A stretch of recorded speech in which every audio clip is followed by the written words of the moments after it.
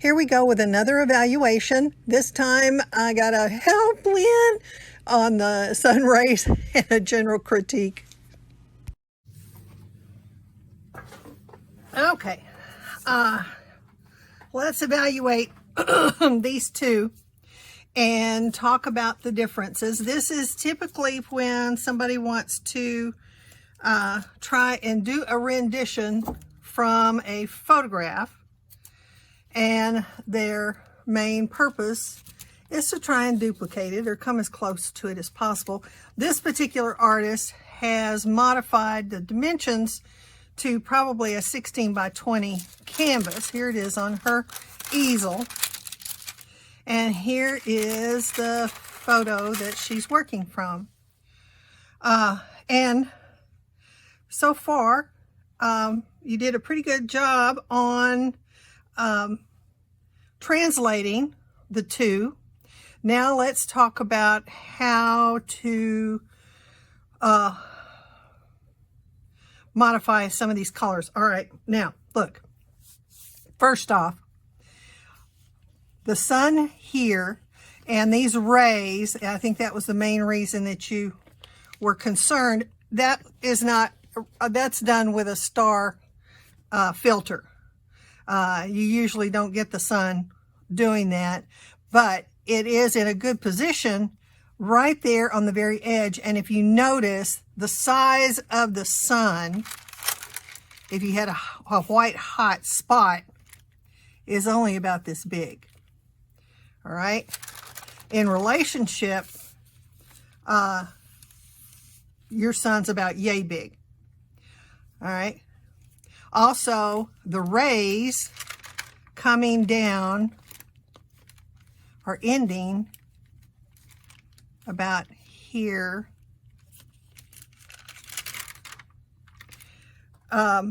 Because of you modifying your composition, although these almost reach down to this valley that has all this fog in it, the sun rays, number one, need to be at a long triangle, so they're wider close to the sun and they come to a fine point as they're coming down here, and they're translucent. In other words, you can see through them. So I'm going to make a suggestion. This is going to be labor intensive to do what I'm going to suggest that you do, but it would be very effective. All right, so, but before that happens, I had instructed the artist to go ahead and take these out and put her landscape back in. Now, something I want to point out, this is basically complementary colors, orange and blue on your color wheel. I mean, there is a little bit of green down here, but the predominant, what is most interesting in this piece is the blue and the orange. And if you look at clouds at a sunset, that reddish orange is going to bounce up to the clouds, and you see here, and in your clouds you've gotten it much darker in here. I would suggest lightening that up, but the closer you get to the sun, the oranger all of this is going to be, and especially this grouping of low-lying clouds across here. See what a difference there is here? A much paler gray. And that gray, it looks like you're using black. Instead, take your blue and your orange and mix the two together. And then you get a very muted blue. All right, and that's what you should be using for this grayed area right here. And then again, your sun would just be about the size of my fingertip, and that would be white hot right there. Now, I would also suggest, because of the orange and the blue, you got good color on your sky, and your mountain range, your fog is really good, and you see that same orange color is repeated down here. It's not so much yellow as it is orange. And that up against the blue, I would recommend doing a blue wash on your mountains. Here's a waterfall. That would be blue. Here is a sunlit edge to that particular cliff. This whole area right here, if you notice, from here to here, it actually gets bluer and it gets lighter. And that lightness right here helps to define that ridge, that slope right there. You see that slope because this part is dark and this part is light. This is a darker color and this is a, see how blue that is? Really punch that, really punch that. All of these things need to happen before you put your sun rays in. All right. So what you need to do here is modify these grays, make them much lighter, and use orange and blue. Mix it together. You don't need much. I mean, you can do a really light wash and a soft orange. It can be just a glaze, but especially this cloud grouping right here, pay attention. That's the corresponding cloud grouping is this right here. And it's very light. And it also, see how light that is and how it contrasts against that mountain ridge? Your clouds and your mountains are too close together as far as value and color. So what you need to do is put a blue wash, that's blue and some water, or blue and some medium. The medium can be a varnish or an acrylic medium. And you don't need but just a quarter's worth on a plate or your palette, just a little bitty bit. And then after you've, like I said, you've got to take these back out. If you're trying to replicate this as close as possible, this is what the fix is going to need to be. Then you can come in here. I would lighten your fog one more time because we know how hard it is to get a good coverage with white. And even your waterfall, you could whiten it a little bit. It's going to look a little garish, but when you put your blue wash over it, it tones it down. So you can see here in this area right here, there's a definite difference right in there. And that's where the sun is hitting this, and then the rest of this is in the shadow, and everything that's in the shadow has that blue tint to it. All right, and even to here, look down here. See here and all over here, all of that has that blue tint. So if you've got that blue wash, you could also put it on here, being heavier toward the edge and then softening it as you come closer to this ridge. All right, but I would definitely right here, lighter blue here, light blue, and corresponding area for you would be right here. All right, so this could go slightly darker, this could go slightly lighter, and then put that blue wash on it. Okay, and then in order to get these rays, and that's why I'm saying it's going to be time consuming. You can use painter's tape. All right. And what you would do, you could just take a couple of scraps of paper. Let me see if I've got, or the painter's tape itself. If you were doing this on your painting.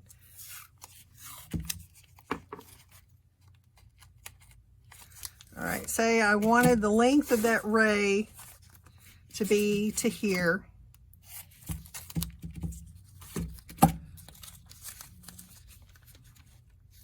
That's too long.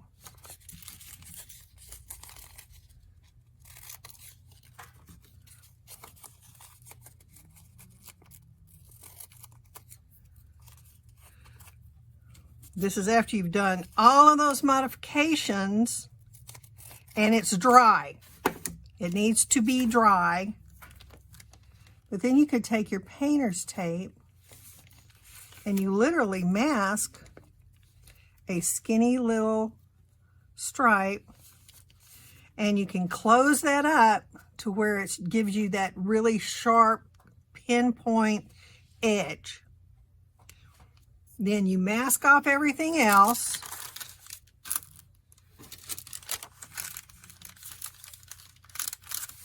Like so, and even around, I have a round one that I put on the sun, right? I'd have a round one right here.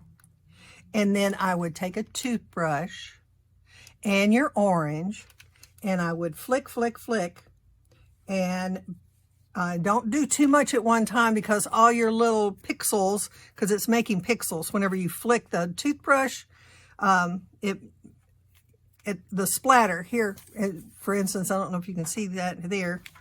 I'll do this. I'll do it on the paper here. All right. So again, if you predetermine kind of the length of your ray,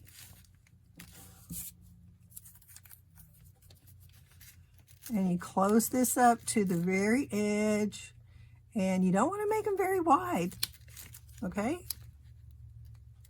Right like that. And then you've got the round part at the top. That's rounded. And then you want to,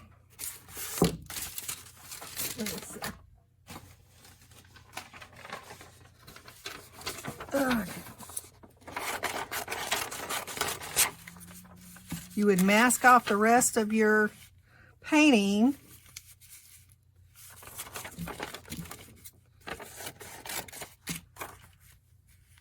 Like this. This would be worth the trouble. This would be worth the hassle of doing this because it would just be spectacular instead of trying to paint it, because you're painting it and, you know, your strokes are choppy. They're inconsistent. You could do this, but it's going to take patience because you can't do your next stripe until that one dries. All right, let me see if I've got any viable paint over here. No, let me get a color. All right, here we go.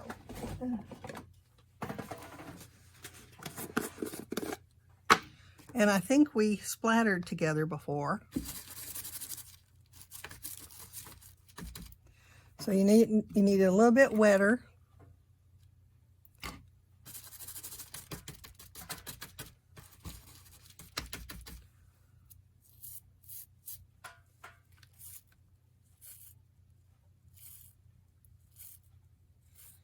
And you'll have more of a concentration closer to the sun coming down.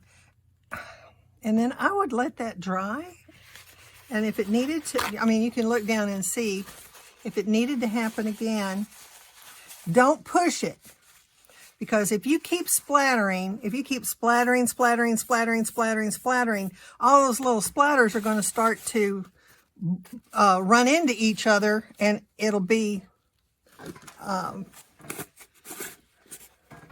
you know, why bother doing this if you're going to just have a solid area? But I think the little pixel, and you know, you get your little fan or hair dryer or fan it, and then give it another quick. This is a technique I used to use on backdrops, theater backdrops, huge backdrops, you know, 30 by 50 foot backdrops, or what were they, 50 by 80? Some of you were huge. I used a garden sprayer in this same technique. I would mask off areas, and then I would use the sprayers, and I might do a dozen different colors. You wouldn't have to use just orange. You could come back in there with an additional layer. This time maybe with the yellow.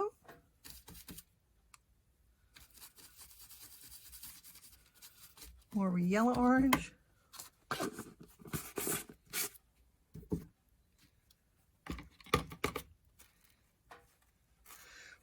But the key here is patience. you know, doing these layers. The second layer is very yellow.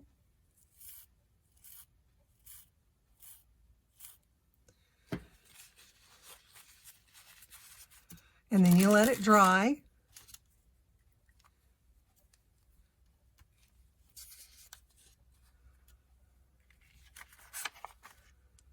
You might need to do this 10 times.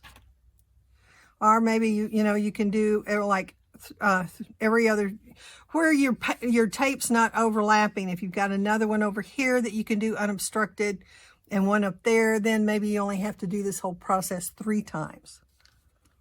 If that makes sense. This is not dry yet. I'm pushing it.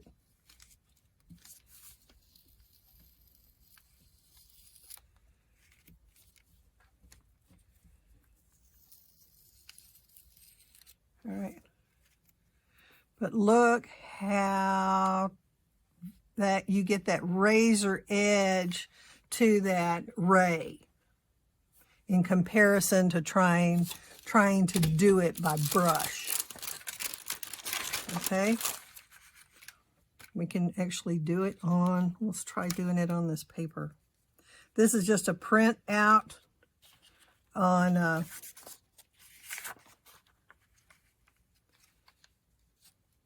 so the colors would run.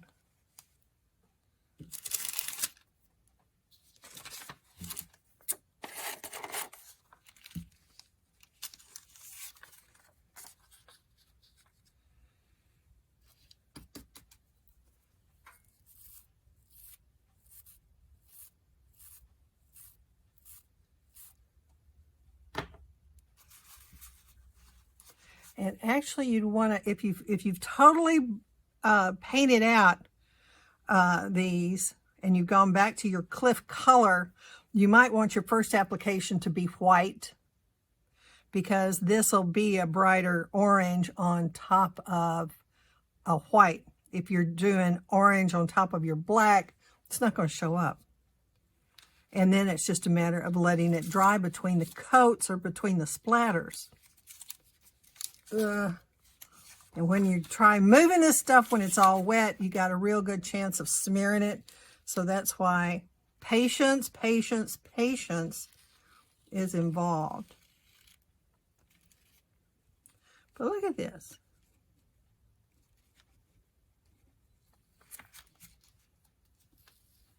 And then as you're pulling your tape off, you want to do it at a 45-degree angle.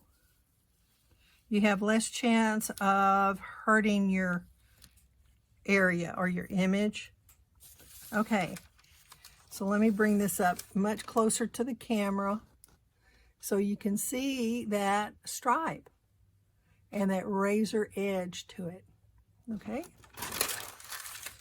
Alrighty, I hope that helps.